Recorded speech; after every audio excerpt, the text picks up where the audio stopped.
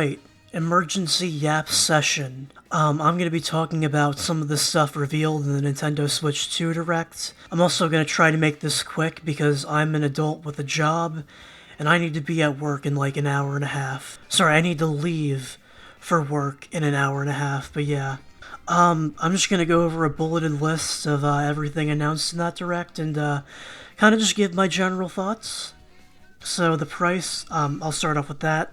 $450, a little bit more than I expected it to be. So apparently that might not even be the full price because, yeah.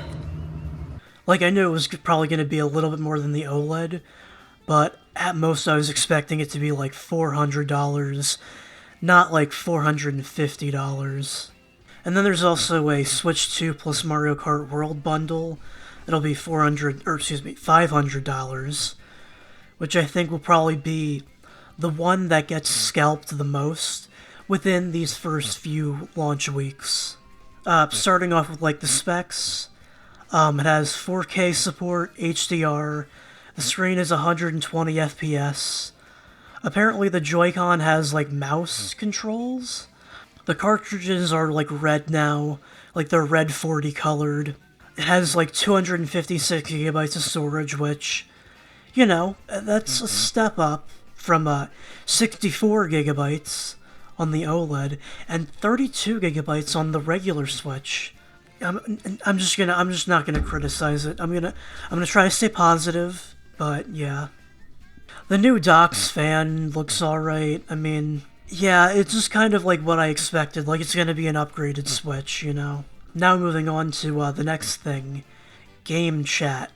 When they were showing this off, I thought it was just Discord, but no, they're gonna make us use their fucking proprietary bullshit, like they always do. Because yeah, that's what we needed, another fucking service to sign up for. And like, I get they're trying to like have some kind of system in place, but I don't know, I think I'd rather just use Discord, to be honest. Oh, and along with that, they're releasing a fucking camera thing. I wonder how many people are gonna, like, use this to, like, record OnlyFans or something. So, Mario Kart World, I mean, just another Mario Kart. Like Scott the Woz said, it's fucking Mario Kart. But the thing that I'm really pressed about is the fact that they are charging $80 fucking dollars for the digital release, and supposedly $90 for the physical release.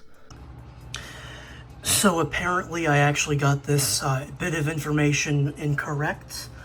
It was actually confirmed that the digital release would be $70 and the physical release would be $80.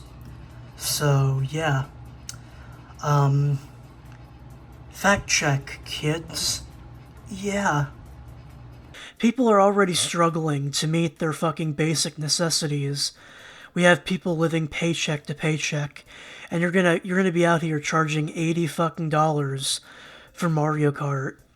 I saw this post on Blue Sky earlier, jokingly saying, gamers currently planning a January 6th to lower the price of Mario Kart. And you know what? I fuck with it, you know? Because apparently a lot of these higher prices are due to the tariffs. Donkey Kong Bonanza, you know? Hey, that looks fun.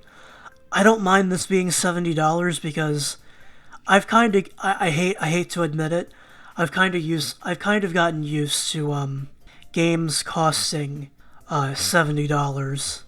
But I feel like that game's gonna have a lot of content to justify it, so... Oh, there's also a new Kirby Air Ride game. That looks like a lot of fun. I really like the original Kirby Air Ride on the GameCube. And then there's apparently going to be like some upgraded Nintendo Switch 2 editions for fucking some of the Switch 1 games.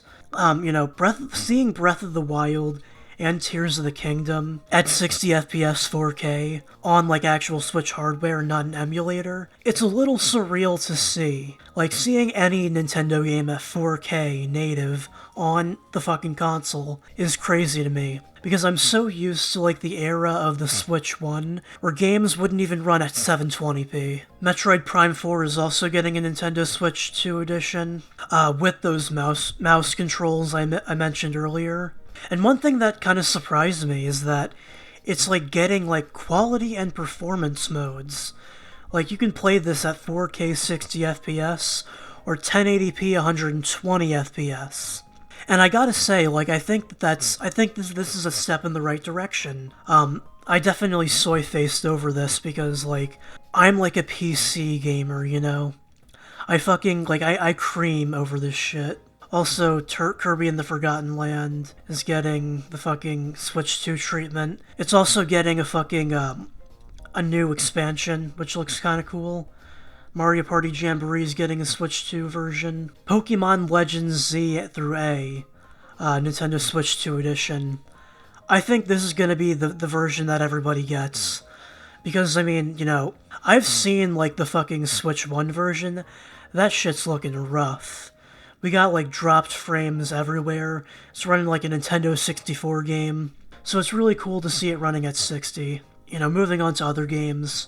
It's also getting like this welcome tour thing. Now, the one thing that actually kind of surprised me was that they are bringing GameCube games to Nintendo Switch Online, which I think is a good thing. I think it's a step in the right direction. But they're only launching it with like 3 games, and it's like, you know, I like Wind Waker, I like F-Zero GX. So, I mean, I like Soul Calibur 2, I think it's a fine game, but like no Mario Sunshine, no Luigi's Mansion at launch. I mean, the Nintendo 64 online expansion, even though that had like a minuscule 5 games, at least that was more than fucking 3. But hey, I mean, they did confirm Chibi Robo's coming, so, you know, that's cool. I'm not really gonna go over the third-party games. I guess maybe I'll talk about some of the ones that I found the most interesting. Cyberpunk 2077, we're finally gonna have that on Switch. Although I feel like people are still gonna, like, make jokes about it being in, like, 240p or something. A friend of mine in a Discord call, the night before said they have to show off an RE Engine game, and I'm kind of with them, and so I'm glad that Street Fighter 6 is the one they showed off, because I think that that's the one that made the most sense, with like with the heavier focus on local multiplayer. I mean, it's cool that they're bringing over Final Fantasy VII Remake Intergrade, but I kind of wish that they brought over Rebirth as well. That's really all I have to say about the Switch 2. So yeah, I'm just gonna end it here.